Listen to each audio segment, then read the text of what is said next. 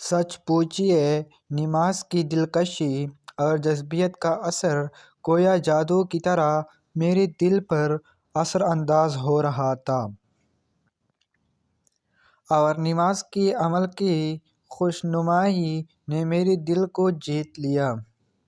سجدہ ریز ہونے نے میری فطرت کو زیر کر لیا۔ جب وہ حوض کے کنارے بیٹھتے تو مجھے حسرت ہوتی کہ کاش میں ان کے ساتھ شامل ہو سکتا۔ جب وہ قطاریں باندھتے تو میں خیال کرنے لگتا، اے کاش میں بھی دوڑ کر ان کے ساتھ شامل ہو جاؤں۔ جب وہ سجدے میں گرتے تو میرا دل بیٹا جاتا کہ میں ان کے ساتھ کیوں شامل نہیں ہوں۔ میں مسجد میں خوشی کے ساتھ داخل ہوتا تھا، لیکن جب نماز کے واپس لوٹتا تو محسوس کرتا تھا کہ گویا دوسروں کے دامن مراد پھولوں سے بھرے ہیں اور میرا دامن خالی ہے۔ اسلام نے نماز کی خوشنمائی کے راہ سے مجھ پر حملہ کیا اور مجھ پر اسلام کا عملی تسخیر شروع ہو گیا۔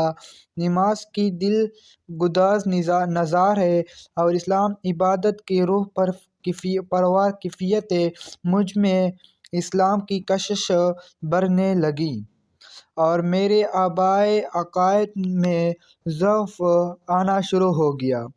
میں اکثر دل کی چمن کو شکوک کی کانٹوں سے پاک کرنے کی کوشش کرتا تھا، لیکن میری یہ تمام کوششیں بیکار تھیں۔ مجھ پر حضرت محمد صلی اللہ علیہ وآلہ وسلم کے دینی علوم کی خواہش غالب آ گئی اور اب میں مطالعہ اسلام کے لیے بہت بے چین ہو گیا۔ میں اسلامی تعلیمات کا بڑے غور سے مطالعہ کرنے لگا۔ جس قدر میرا مطالعہ بڑھا، اس قدر میرے شوق کا دامن پھیلتا چلا گیا۔ آخر میں نے یہ فیصلہ کیا کہ مجھے عربی زبان ضرور سیکھنی چاہیے۔ اس دوران میں کئی سال گزر گئے۔ جس قدر اسلام کے متعلق میری بحث و تحقیق کا سلسلہ بڑھتا چلا گیا، اس قدر میری روحانی پیاس بڑھتی چلی گئی۔ آخرکار میں پوری طرح اسلام کی طرف مائل ہو گیا۔ ایک دن میں نے اذان سنی، ناگہاں کسی چیز نے میرے دل کو کھینچا اور میں نمازیوں کے صف میں شامل ہو گیا۔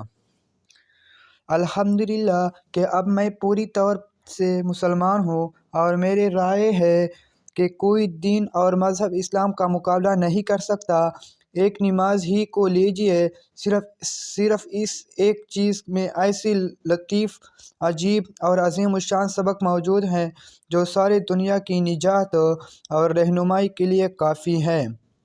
اس میں لطف اور پاکیزگی ہے، اس میں غسل و وضو کی پاکیزہ ضابطے ہیں، اس میں عجیب قسم کی ورزش ہے، اس میں اتحاد و اجتماع ہے، اس میں مساوات و ہمدردی ہے۔ ان خوبیوں کے بعد یہ بہترین عبادت ہے۔ اس کے علاوہ نماز میں امام کی اطاعت اور اہل اسلام کے اجتماعی نظام کا راز بھی پوشیدہ ہے۔